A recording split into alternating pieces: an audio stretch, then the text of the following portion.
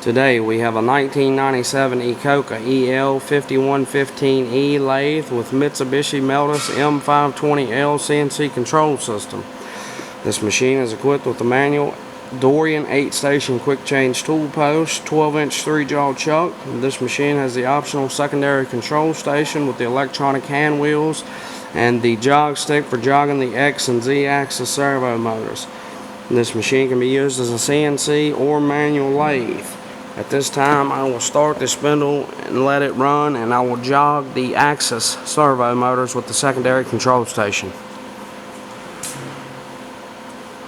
Spindle run 590 RPM, we can increase that.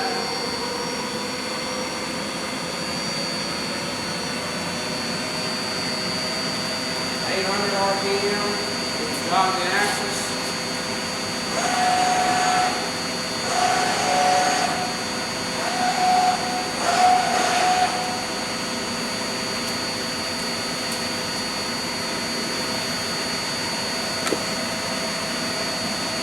This machine, including the specifications and many other machines and accessories, can be viewed in our eBay store at Select Machine on eBay. Please check out our store, and if you have any questions, send us a message on eBay. Thank you.